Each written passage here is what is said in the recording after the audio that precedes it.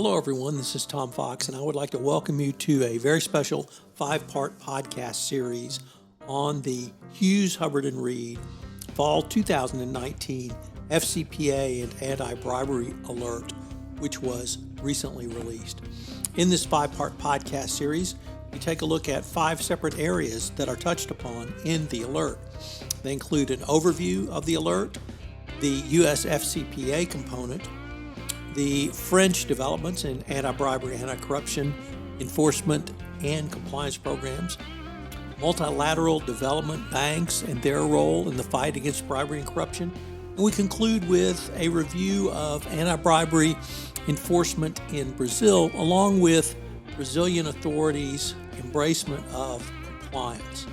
The alert is a significant piece of research, but more importantly than simply listing cases, it gives you a deep dive into the analysis of both anti-bribery, anti-corruption enforcement, but also policy announcements by regulators and other commentary from countries outside the United States about the state of compliance and where it's going forward.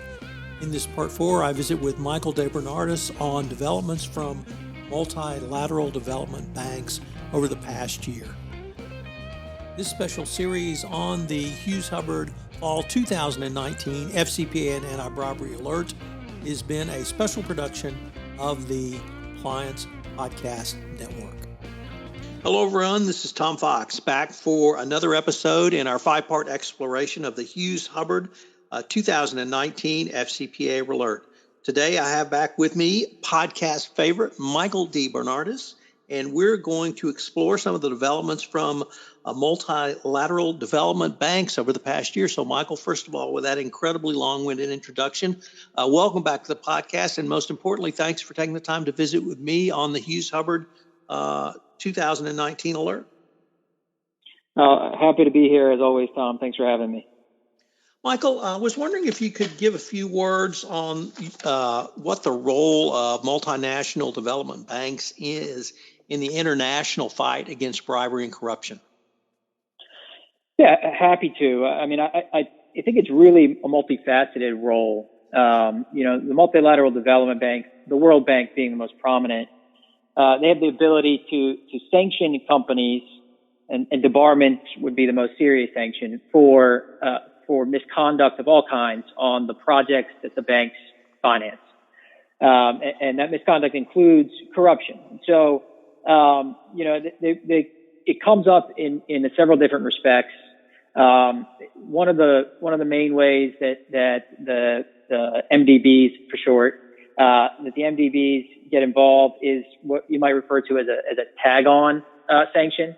So large, very public settlements by some companies with the DOJ can result in a sort of follow-on sanction by an MDB. We're seeing that now with companies like Odebrecht, who's, after their very large and public resolution for anti-corruption, have had to deal with issues of the same nature by the World Bank and the Inter-American Development Bank. Another way that it comes up is in just a general cooperation between anti-corruption regulators, national authorities, and the investigative teams from the MDBs. So the MDBs often will refer matters to the national authorities when appropriate. The one that pops into my mind is a few years ago, Hitachi settled an FCPA case with the SEC, and that was, at least in part, as a result of a referral made by the African Development Bank to the SEC regarding Hitachi's conduct. And then, of course, the MDBs can and do entirely independently investigate and sanction companies for corrupt acts on their projects.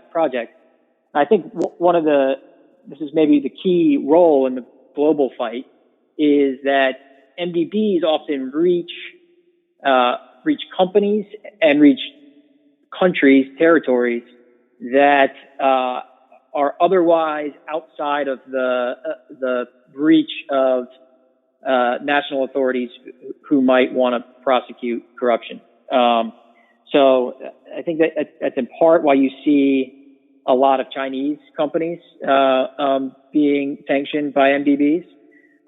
Indian companies are another one that have no connection to the U.S. or the European authorities that might otherwise want to investigate or prosecute them for corruption, and are doing in places in Africa and other developing parts of the world, and are really being careful not to encroach on the jurisdiction of the DOJ and SEC, but might otherwise be dealing with the MDBs, and so they're really the only regulator that can get to that conduct. Michael, it's my understanding that the World Bank is the only MDB which publishes decisions that it makes regarding suspension and debarment or bribery and corruption, I guess, in a broader sense. And I was wondering, what are some of the key lessons from World Bank decisions over the past year? You're correct, and we're grateful, truthfully, that the World Bank does publish those decisions, because there really is some insight that can be gained. I think the most interesting aspect of the Sanctions Board decisions, at least to me, is how they're treating mitigating and aggravating circumstances.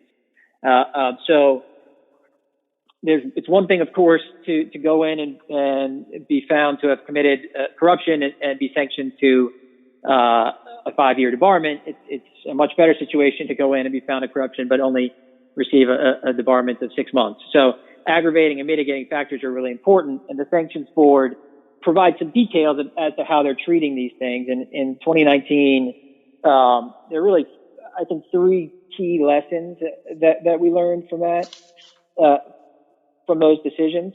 One, employee discipline is really important for the Sanctions Board. They consider the efforts the company has taken to punish employees who are involved in misconduct, not unlike the DOJ or SEC might. But at the Sanctions Board level, one of the things they've been clear about now, whereas previously a company might have been able to sort of just make a broad assertion that, oh yeah, we punished the responsible employees, the Sanctions Board now has made clear that they want details and evidence to show who exactly was punished and how you went about doing it. Another place is compliance programs. It's a huge mitigating factor for the World Bank. Companies who take efforts to either put in place a compliance program for the first time or to enhance their compliance program will receive mitigating credit. In one interesting case this year, the World Bank focused on the timing of that effort and found that a company who immediately upon learning about the misconduct takes efforts to implement a compliance program or to make enhancements is much more likely to get mitigating credit than a company who makes these efforts, say, a couple months before the Sanctions Board hearing in an obvious attempt just to get the mitigating credit. So it really highlights the need to do that early on. And the last effort that's really kind of interesting, maybe outside of the control of companies who are facing a sanctions and debarment case at the Sanctions Board, is that the Sanctions Board now is putting a little bit of emphasis on the time that has passed between the misconduct and the sanctions case. And commentators are speculating on the reason for that. I think a lot of people speculate that they're trying to push, the Sanctions Board is trying to push INT, the investigative unit at the World Bank, to sort of catch these things sooner and really to prosecute them earlier. And so companies are receiving mitigating credit if it's been 8 years since the misconduct. The 10-year statute of limitations at the World Bank is a long time. And so the companies whose conduct was more dated are receiving some mitigating credit. Michael, are these things that you as a white-collar defense lawyer would advocate a company who's under investigation from a variety of different enforcement agencies, such as an INT, such as the Department of Justice or SEC, or perhaps even another foreign regulator? Would you suggest these employee discipline, making sure you have an effective compliance program, all be done in parallel? or to some other approach? No, I think doing them, I mean, it's a lot of work, but all of the things that the Sanctions Board has pointed out that the World Bank focuses on in their World Bank Integrity Compliance Guidelines are really international best practices. And so, when we're dealing with a company that, you've done the investigation and it looks like the allegations have some basis, the next step is, okay, how do we mitigate this? And all of these things really need to be done yesterday. So employee discipline is often the first one. Let's look at what would be appropriate and what's going to send the right message and protect us in the future. And then, if a company doesn't have a compliance program, we've likely already started that discussion about the need to put one in.